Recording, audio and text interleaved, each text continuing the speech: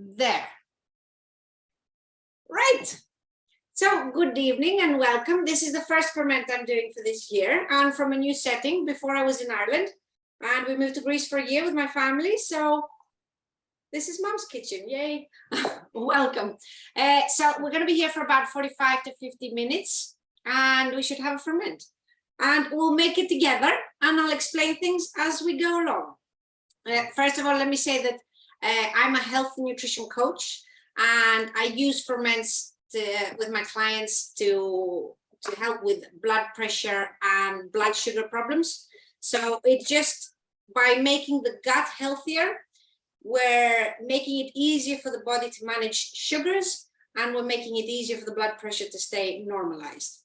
So I've got organic carrots, and if they're not organics, you simply clean them, scrub the outside with a dish sponge, and or you can just peel them. But organic is better. They'll have better. They'll have more good stuff in them, let's say. So I've got my jar here I'm going to use. It's not 300 ml, mine's 700 ml, but what matters is the height. So I'm going to put my carrot in to decide where I want to cut it. Because what we're going to do is we're going to make sticks, carrot sticks, and jam them in very tightly into the jar. And we need to leave 2.5 centimeters from the top of air. So I only want to go to about here of my jar. So keeping it upright, you do it in your jar. I'm going to put my finger where I'm supposed to cut. Is it too big?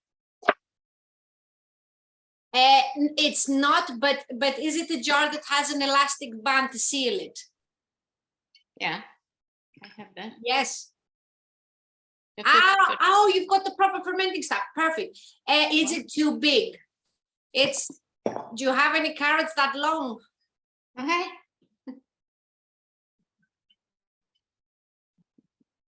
Right, okay. Well, what you can do is probably stack them. Yeah, that's going to be a lot of chopping. Yeah, that's a big amount. Yes. Okay. Right. Okay, that's a big amount. Because the thing is as well, you don't want too much air between where your ferment is and where the lid is. Yeah. Then it's more likely to grow. It can grow mold and things. So I think you're going to have to make some sticks. Make a lot of sticks. Stack one and then stack another lot on top. Okay. I think that's what we'll have to do there. So yeah, I'm gonna start. Let me see. I've got the right height on this carrot, so I'm going to cut the rest of the carrots at the same height. I've got some shorter ones, but short. So ferments are cheap and natural probiotics. So instead of spending, I don't know, to get a good probiotic, because with probiotics, it matters, the quality matters. Actually, with most everything, quality matters. To get a good probiotic, you'd probably pay 20, 30 euro. I'm talking Ireland prices now. I don't know how much it would be elsewhere. But if you make ferments, then you're getting the same, if not better, probiotics for the cost of your carrots, because everything else you've got. So we're just going to make carrot sticks. So I've cut this carrot into little sticks there. Just the width that your child or yourself will eat. They're great for children. They love it. Well, actually, one of mine love it, the other one doesn't. You know, we'll get there. Yeah. So it makes sense to do it. And what happens with probiotics, even when you take probiotics from a jar, or you're eating ferments, probiotics, they're good gut bacteria. Oh, who's this? SJ? I'm just watching here today, not participating. Thank you, greatly appreciated. Lovely to have you with us, SJ. I will be sending a recording this time, so hopefully you'll do it another time. I started doing these workshops because I never made the ferments. I kept forgetting. Buying the carrots would grow moldy, and then I wouldn't eat them. So by doing these workshops, I do them once a month. They're free to join. There is much for you to make a ferment and have some probiotics at home as it is for me to make some probiotics. Like this, by doing a ferment a month, and every time it's a different one, I make sure I've always got a supply. And what you will find is that the more ferments you eat, the less sugar cravings you have. The better your intestines are working generally. Just things get processed a lot better. And then when you think of ferments, your mouth waters, which I think is the most weird thing. Because I was a fussy, that would be growing up, I was crisps, chocolates, Coca-Cola, stuff like that. And I learned this stuff in my 30s. And now the thought of eating fermented carrots makes my mouth water, which means my body likes them and my body is looking for it, which is fantastic because it tells me that I have managed to change who is living in my intestines, in the guts. So hang on, getting the right length. So if you take antibiotics, or if you happen to have a bout of diarrhea or gastroenteritis, or you end up throwing up, each time you have an incident like that from your infancy until whatever age, each time the bacteria living in your intestines gets a bit further imbalanced. You get a few more of the bad guys, a bit less of the good guys. And then depending on how your nutrition is generally, either the bad guys proliferate or the good guys.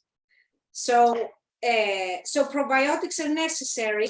And what happens is when you consume probiotics, whether it's a pill or it's a vegetable, they live in your intestines for a few days. Within a week, you've pooped them out. So that's why you need to have a constant supply, and it just needs to be part of your life, because then you're making sure that your intestines are in good health. And I don't know if you know this, but about 70 to 80% of your immune system is located in your intestines, in your gut, because Mother Nature knew that the primary threat will come through something you eat. So that's where it has to fight. It has to have the necessary organisms to fight. So going for gut health, just for nice, healthy intestines, is going to help you with everything. Now, I got quite a few there. I've got quite a few there. It's going to help you. Yeah. So carrots are high in beta carotene, which converts to vitamin A. They contain some vitamin C, some iron, some calcium. They support gut health. The liver loves them. They're great for liver detox. They're a great food as well if somebody's told you to pay attention to your liver. So it's a great food to add. And it's got anti-inflammatory and antioxidant properties. I'm reading this now here to make sure I get it right. That's the lung. Okay. Anti-inflammatory and antioxidant properties. Yes, which may help reduce risk of cardiovascular issues and neurodegenerative disease. So they're very good, the humble carrot. It's very good. I'm going to keep cutting here. And what happens when you ferment this or anything is you amplify the properties of the product you're fermenting. So if it's got some vitamin C, you get more vitamin C. If it's got some beta carotene, you get more of it by eating the fermented version. Blech. Fermented version. No, this is the raw version. And the other thing that happens when you ferment is that it sort of pre-digests it. All the little bacteria that are created, they pre-digest the vegetable, and it's easier for you to digest and absorb the nutrients. So it's a great process, and it costs nothing. It costs nothing. It's just something to have in the fridge, and you don't need tons of it, of anything you ferment. 1 forkful is enough. So if you're making the carrots, I don't know, 2-3 sticks a day, that's fine. Whatever you eat, just we want it present in our diet. Now, I've got quite a few here. I'm going to start stacking my jar. So I'm going to take the sticks and just stack them like that. See what I've got. I'm trying to stack them compactly, if that's the right word. I'm going to make it as compact as I can. You don't want them too thick because it is little bacteria that's going to ferment it. So We don't want them too thick. Let me just show you again the thickness I've got here, right there. It's just a finger, a little less than a finger. There. And then go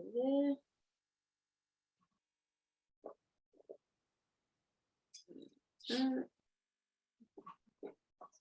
And I need more. Right, so back to chopping.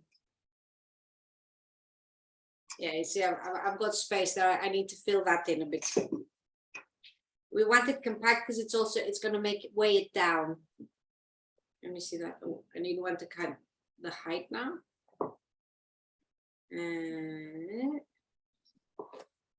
So you can do some very complicated ferments. You can ferment absolutely anything. I go for little, simple, easy things that don't take too much time. So I ferment carrots.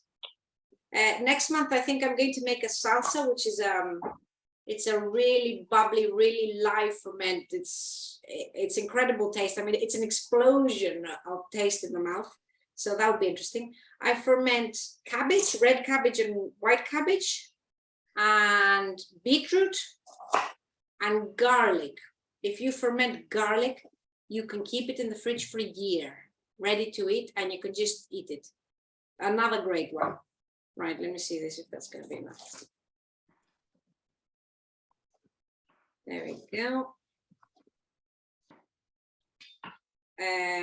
Yeah, I like carrots because they're, so like I said, you can ferment anything. I do the simple ferments, but there are a lot of people out there. I mean, there's kimchi you can make, which some of you probably know and like. And there's other things you can do. You can do a hell of a lot of fermenting. I mean, there's a lady that ferments leaves in oh gosh, Belfast.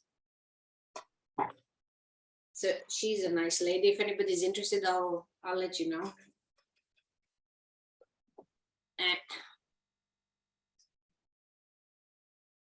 Right, how are we doing? Are you all full? Have you all got them full? I just need just a few more. Don't want to keep you waiting, but just a few more, because this will be a nice supply. The same way I'm doing these carrots, it's the same way I'm doing the beetroot. I clean them and I make them into little sticks, probably even thinner than the carrots, and I stuff them in with some garlic. And it's incredible benefits, incredible nutrients in the beetroot. Right, I think I'm done. I'm gonna stand it up, and I'm just gonna keep throwing little bits of carrots in to just make it all compact and stay straight and in place. Let me see here. You know what? Where is it? I think functionality is more important than looks. There we go, out of my face. There we go.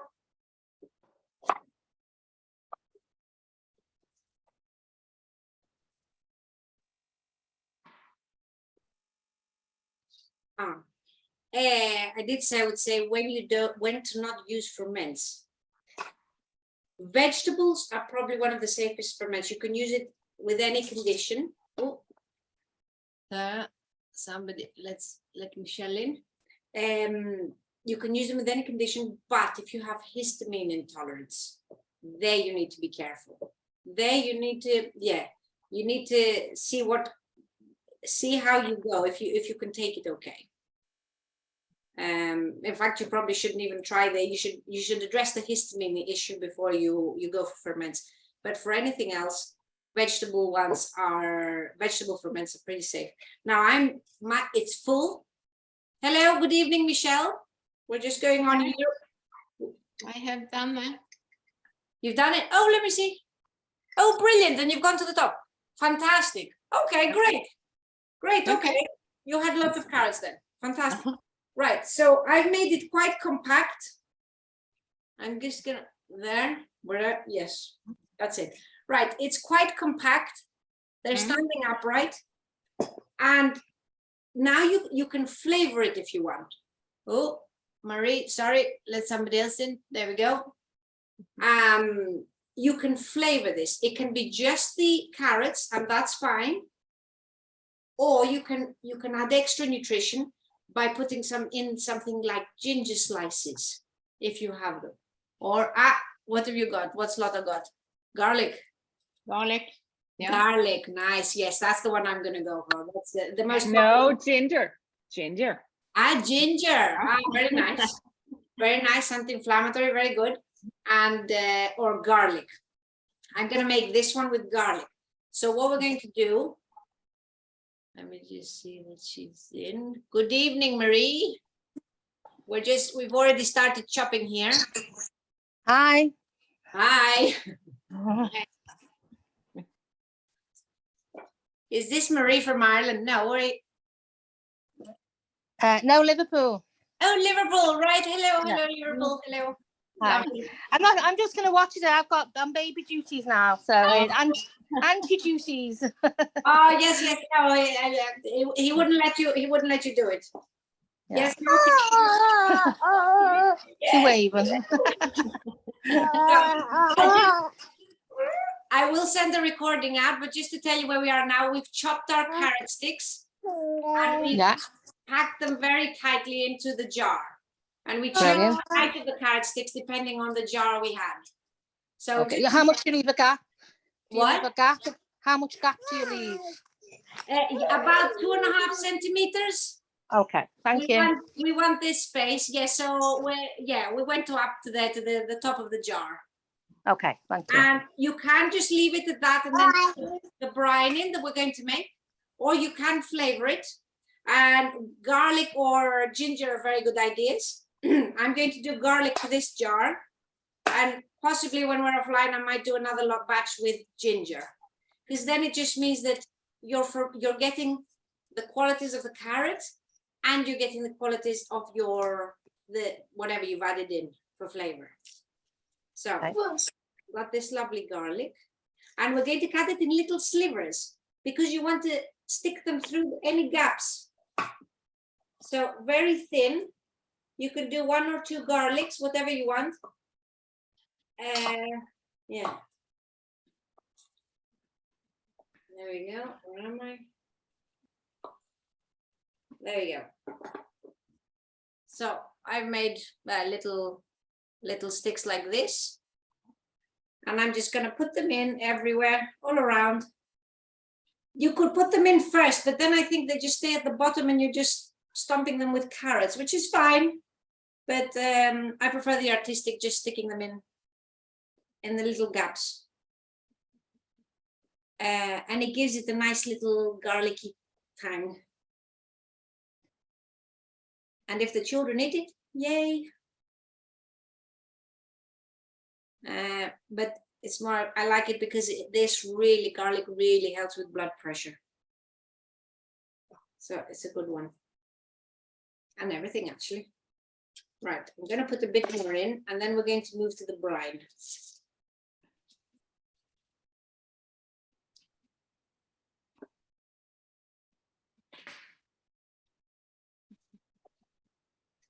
Right.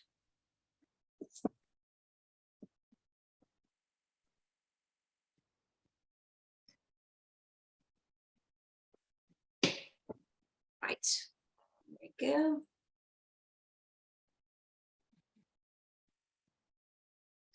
Right, great. So now this is even more compact. I'll show you what mine looks like. Just got little bits of garlic here and there. And now we're going to make the brine. Now, per the instructions, and this is just to make it easier, to make a brine, it has to be a 2% salt solution. And so I do 500 mils of filtered water. You want it filtered to avoid having chlorine in and stuff. Oh, that's more than 500. It wasn't. Where's the water? Hang on, there it is.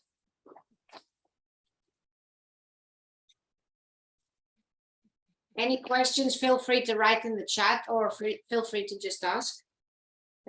So 500 water, and it's Himalayan salt or sea salt. I have sea salt today. So it's 1 tablespoon of salt to 1 liter of water. We're going to do half a tablespoon in our 500 ml. There we go. It doesn't matter if you're not exact. We're just assuming half a tablespoon there. Yes. There's a bit more. Bit more. And we're going to stir it to dissolve the salt.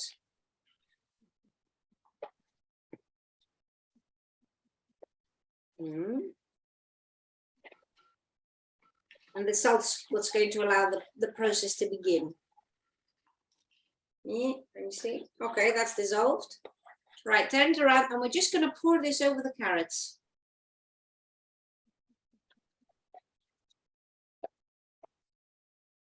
And we want all the carrots to be covered, leaving 2.5 centimeters at the top.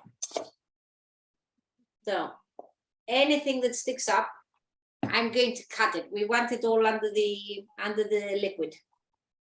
Cut it, take it out, whatever. But everything has to be submerged so that mold doesn't grow. Now you could get some white, really white, thin little fluff on the top. That's okay. It's if it's blue or anything else, it's not great. Right, so everything's covered. Ah, no, you can't see. Anyway, it's covered. And what we need now is we need the weight, because these are going to have naturally, they're going to have the tendency to raise. I mean, they're quite compact, so they should stay down, but we still need to put something in to keep it down. Now, I've got a stone I got from the beach and cleaned it. Where's the cup? Doesn't show there. It's just a stone that fits the mouth of the jar. And I'm just going to plonk it in. It's actually not as big as I would like it, but it will do because, again, they're so compact. I think it will be difficult for anything to raise. But I'm going to keep it down just for extra insurance. There we go. The other thing you can use is glass candlesticks. Well, IKEA used to have them. I think they don't do them anymore. But they're glass candlesticks, and you can just put the glass sitting down, a little candlestick. It's a great diameter. A stone. Do you have a cabbage leaf? If you have a round cabbage, you can use the outer leaf and just fold it, make a little parcel and plonk that on top. Otherwise, we just need something perfect, Brigitte, perfect. Yes, one of those. Take an outside big leaf, try and leave it whole. So it doesn't break up too much. Yes, fantastic. That will do perfectly. Great, yes. And now, as you've got the leaf, you just want to start folding it in. Okay. And create, have a flat surface here and push that onto your carrots. The weight doesn't need to be submerged in the liquid. It's not going to take part in the ferment. It's just going to keep everything down. And we do this for any kind of ferment. Except milk kefir, right? So, like I said, to do the ferment, it's an anaerobic process.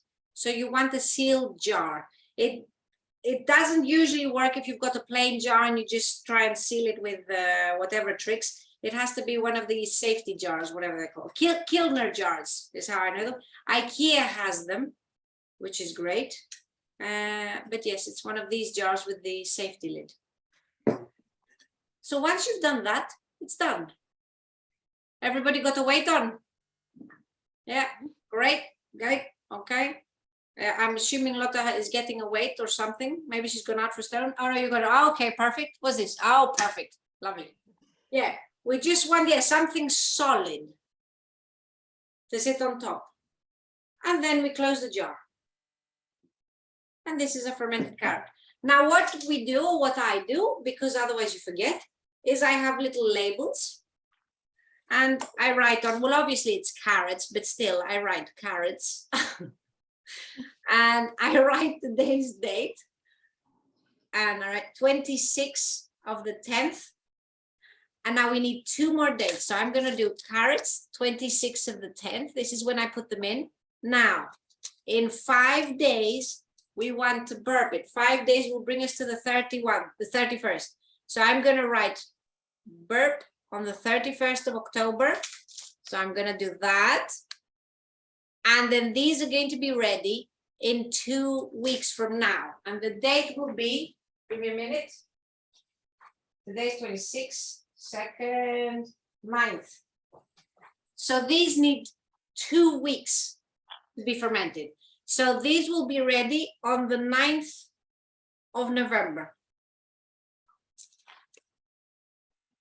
So I'm going to do that. So this is the date I made them, the date they need to be burped, and the date they're ready for me to eat. And what happens now? You put them on a shelf where the sun won't see it. We want it in a shady place. You might want to put it on a plate because a lot of ferments, they start gurgling and juices come out. This one is a calm one. It shouldn't create any hassle. But if you did beetroot or sauerkraut, they could splatter your walls. They can burp all the way down. I have ruined the wall. Yes, and you just want the plate just to collect any juices. So a little plate.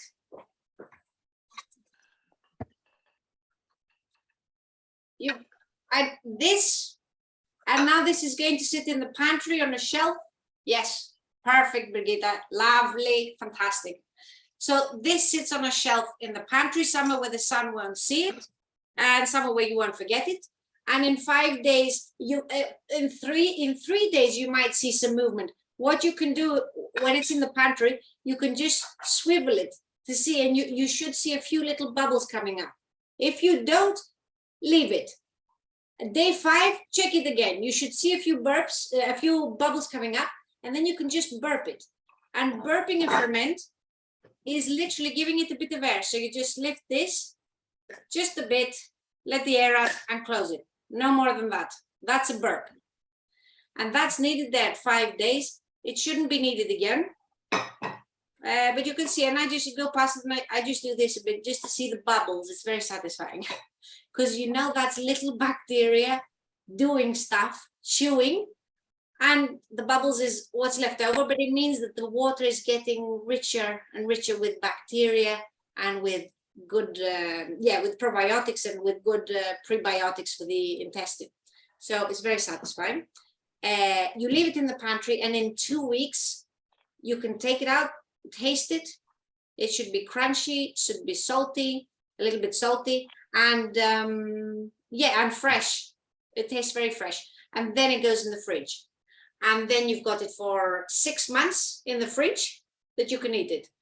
1-2 sticks a day. Children can have it in their snacks. You can eat it any time of day. Again, it's more digestible. It's more digestible than the raw. The raw is very good as well, but this is more digestible, and it's full of probiotics.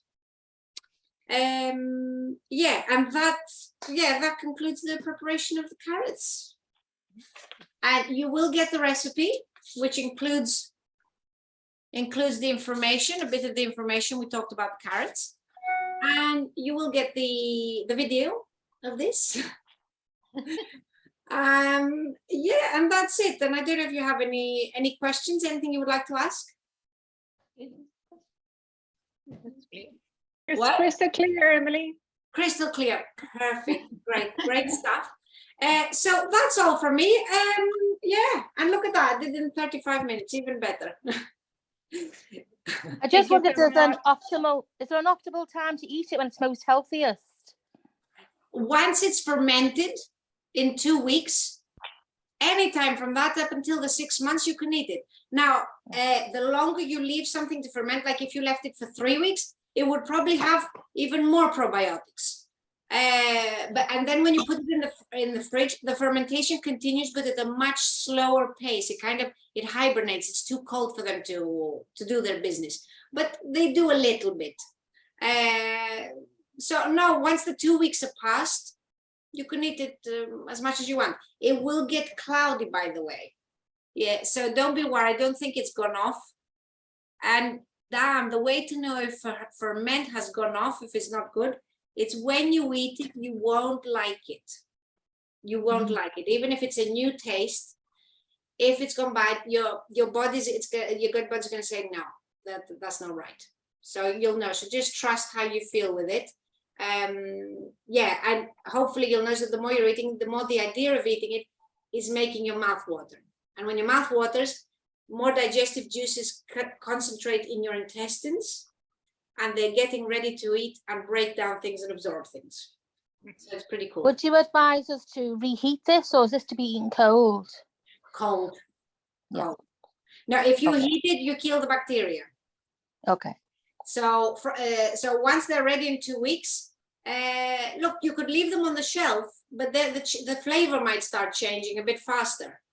I haven't tried that, but the fermentation will continue more and more and more, so it will change. In the fridge, you're pretty guaranteed that the taste will stay the same. You could eat it from the fridge, or leave it to be room temperature again. Brilliant. Thank you. Emily, can I ask there? I've done mine in kefir, water kefir. You've put the carrots inside the water kefir. Yes. Okay. Interesting. That's very interesting. I haven't done it. I do make water kefir myself, but I just flavor the water kefir and then have it as a drink. Yes, I do that. Yes, I wanted to try this to see if it worked. If it were, and Well, so far so good. I don't think you leave it as long as the no. not as long as the brine, because you're using it in a liquid that's already full of bacteria. Yes. Whereas here they'll start creating. That's why 2 weeks. But yours, yes, I can imagine it'll be sooner. But then, can you drink the liquid? Does it taste nice? Tastes okay. Like I just added some ginger there now. That's just and it's it does. It tastes nice. It's not sweet or anything. You know, so the sugar. Yeah, so it's the sugar has broken down. So yeah, it'll be. I'll just leave it for another couple of days and just to see what it tastes like. Yeah. Did you add extra sugar when you put the carrots in? No. Because I might no. Okay. Should I? Okay.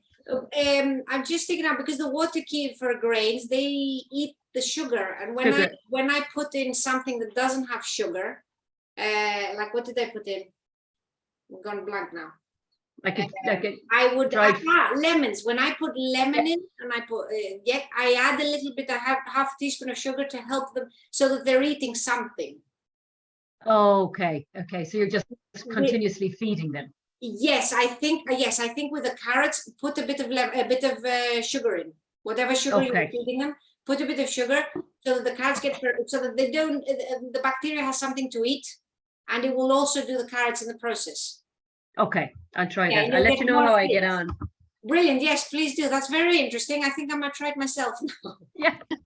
Hadn't put carrots in. Yes, interesting. Yeah. So I'm looking forward to.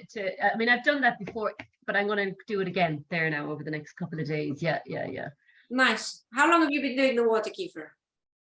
Since the start of the summer, you know, but I used to do it before, but then I got out of the habit. Yes. So I'm gone back into the habit now again, actually. Yeah. So I do it with beetroot. How do you make water kefir, please? You need to have kefir grains. You need to have the grains. They look like little. Well, the milk kefir grains look like little cauliflower heads, tiny little cauliflower heads. The water kefir looks like crystals, little crystals, and they just multiply. And you can, there are Facebook groups that share the cultures. They're called little cultures. But if you go into Facebook and write sharing starter cultures or sharing kefir grains, there's a community, because they multiply constantly. Whoever makes them wants to share them. So that's where you would get them, but you need to have the grains to do it. Yes, yeah. Whereas the fermented veg there, you can do it all the time. Exactly. You just need the vegetables, and you need the sea salt or the Himalayan salt. Yeah. Yeah, so these ones are easy, because you don't need supplies. I did once with milk, but nobody could follow along because they didn't have the grains, so I'm not doing that. Yeah. I do the one with the easy ingredients, like less fuss. Yeah. Yes, that's great. Yeah, well done. Thanks very much, Emily. That was great. Pleasure. And I will send the recording. In fact, I'll stop the recording there now. Right there. Bye.